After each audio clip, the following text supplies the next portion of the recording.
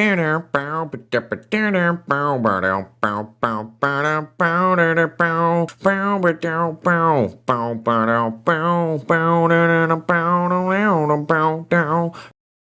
trying to keep the local property values down, or are you protesting Earth Day? I must say the smell of burning rubber and bleach is quite the pungent form of homemade incense. You know, one can only hope that me burning this trash helps keep the property values down. And if we're really lucky, Gnomie, I may even be able to lower them. Because Lord knows we need somebody out here fighting the good fight against inflation. And frankly, I'm a bit offended that you think I'm protesting Earth Day. I'm actually recycling. I'm doing my part for the environment. It takes a long time for this stuff to break down if you just like throw it in a field or just pour the chemicals like there on the ground, right? I've thrown trash into a field and it never breaks down. Every time I go out there and dump more stuff, the stuff that I dumped there before is still there, right? And so that's why I started burning everything. It makes the junk disappear. With those acrid smoke plumes, you're basically the Houdini of waste disposal. It's like an elaborate stage show where you make junk disappear faster than you can say, environmental catastrophe. I'm sure the local wildlife appreciates the show. I'm sure all the birds are tweeting about how it's to die for. Oh, come on, Gnomie. Don't tell me you're one of those climate wackos that glues themselves to the street. You know, I'm being safe. I've got a hose around here, it's around here somewhere. I connected it before I started. Anyways, we're not in California, so, you know, that's the important part. We don't need to really worry about the chemicals in the air.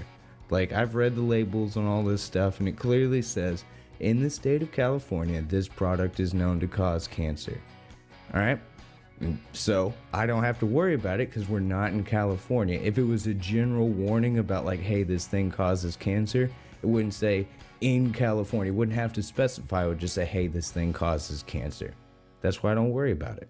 Even through the smoke, I can see you're leaning hard into the ignorance is bliss philosophy. With that logic, as long as someone isn't in California, they can just breathe freely amidst the black smoke clouds. A fun fact you might want to know is, just because it doesn't have a California Proposition 65 label doesn't mean it's safe to inhale. But thankfully you have that hose somewhere around here, because the fire getting out of hand is the biggest safety concern here in Texas. Gnomie, this is the best way to break down material. It's where the term surefire came from, because you can be sure that fire will do the job. And honestly, we should be dumping our trash straight into volcanoes. I don't understand why we're not doing it. You know, just throw that material straight into the elemental melting pot of the world, right? Takes years for all this stuff to break down in a landfill, and some stuff will never break down naturally. And since we made it, it's our job to destroy it in a way that it can quickly return to the earth. Like, see all that black smoke, Gnomie? That's what I call progress, right? It would take 100+ years for this stuff to break down. And in one afternoon, I can do more than an old ditch can break down in an entire century. And I don't know. That's why I call it progress. You know, all that stuff that, you know, it's really mostly a bunch of propaganda and lobbyists up in Washington working for big landfill that makes you think that their way is the right way. And the thing is, I'm too smart to be fooled by them. So honestly, if anyone here is ignorant, it's you, Gnomie. Oh yeah, Joe, because who needs science when you have folklore? Who needs responsible waste management when you have a backyard bonfire? You know, you really are the personification of someone who is a danger to both themselves and others. Oh, I'm sorry, I don't drink all the modern quote-unquote science Kool-Aid like you do, Gnomie. You ever watch those scientists back in like the 60s or 70s talk to Congress about how there's no link to smoking and cancer? Or do you ever see those ads that talks about how it had 9 out of 10 doctors prefer camels? That's why I don't listen to anything that they say or anything I see the official people talk about. I just think about what's going on and I think about it for a bit. Okay, so think about this. I burn this stuff, and you see all this black smoke, that's all of it breaking down into little particles of elements that now the world can use to make stuff with, right? Makes new things.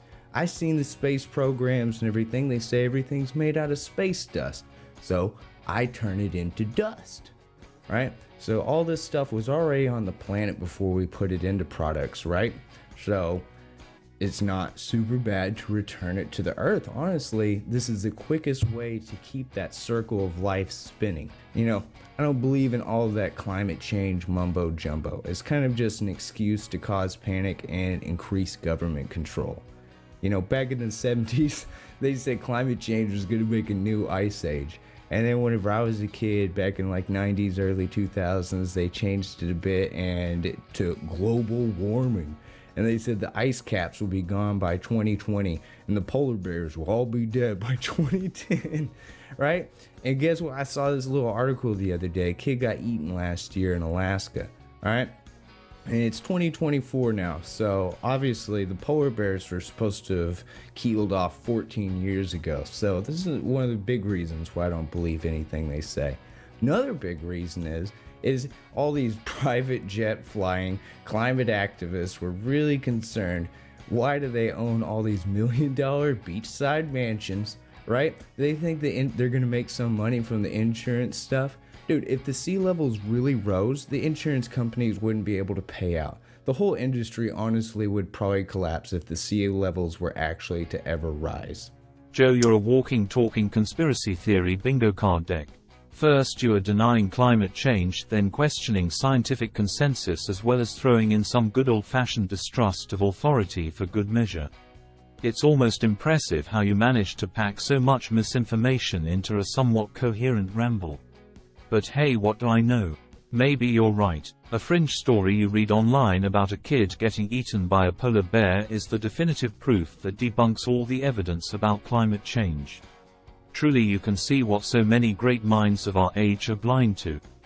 Oh yeah, Gnomie, tell me again about how CNN's the best source of news on TV, or tell me about how Building 7 totally burnt down. Right? I love you, Gnomie, and I feel bad for you. It's not your fault you're indoctrinated. I, like you, went to public school, right?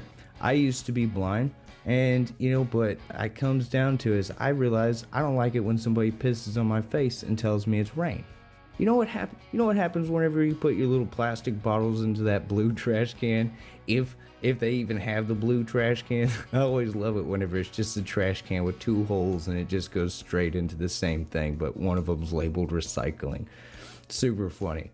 But they ship that crap over in big ships over to China, right? So they burn fuel to pick it up from wherever you put it in the recycling stuff, take it down to the recycling place, right? And then they burn fuel to pick up those boxes full of all your recycled stuff, quote unquote recycled stuff, and put it on a truck and take it down to a port.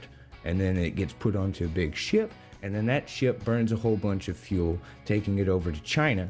And then the people in China take it apart, and then they maybe get like 10% of it can actually like recycle parts of it.